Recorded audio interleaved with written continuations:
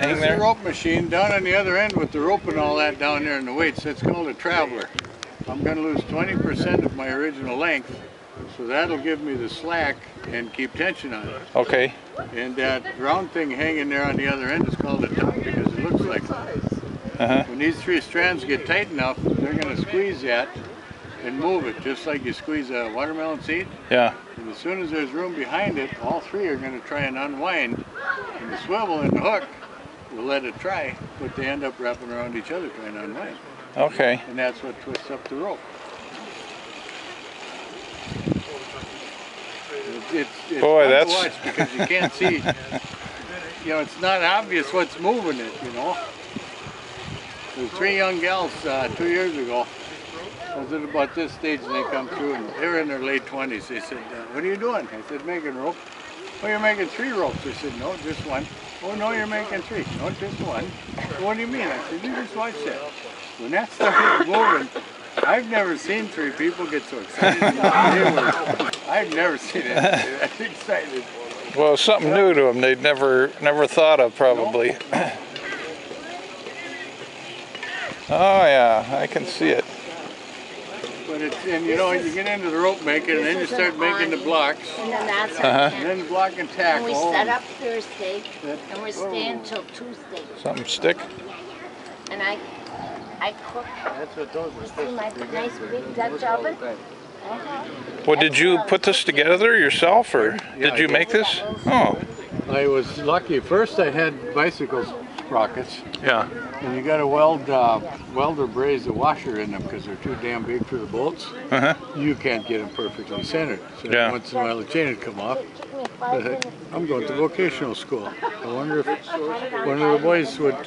They knew how to do that. Yeah, I asked the instructor, and yeah, we can do that. We're just getting into that. So a few weeks later I got a phone call, come in and pick them up. Here they got my name on them and rope making engraved on it. Isn't that cool? Oh yeah, I can see that. That's interesting. That is, yeah. They did a beautiful job with that. I just brought them in, and well, you know, it's fantastic with the new machinery. It's computerized. They set that one in for a pattern, set the pattern. They put the blank in there. He shuts the little window, turns it on. 10 seconds later, it shuts off. Yeah. He opens it up, turns it over, shuts, and does the other side. Wow. 20 seconds. Yeah. Beats the old hand engraving thing. Yep, and I had been to a couple of machine shops and asked what it would take to do them, and it'd be too expensive. One guy claimed it'd be about $125 to do 3 of them. Another one said, he said, you know, the way we're set up, I'd have to have at least $60.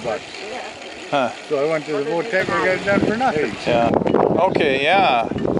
I've never seen this done before. I'll move this one out of the way. Up here ways.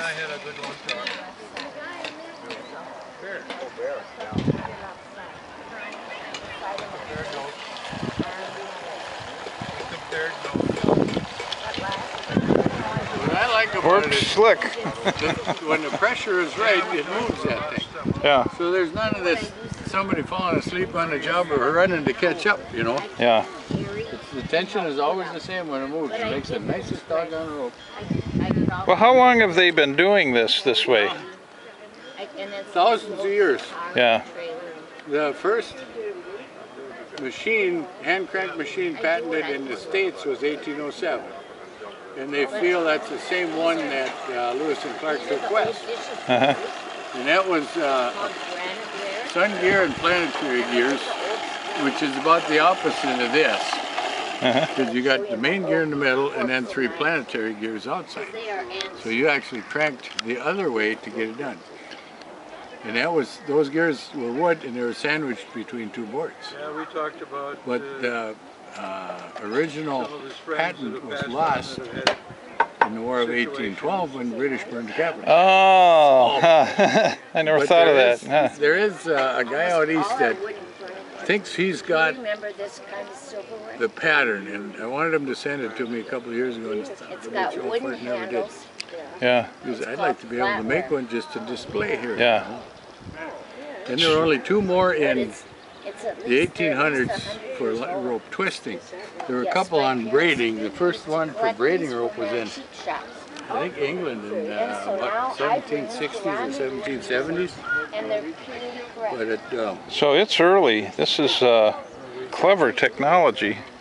it is, and it's been going on for thousands of years. Yeah.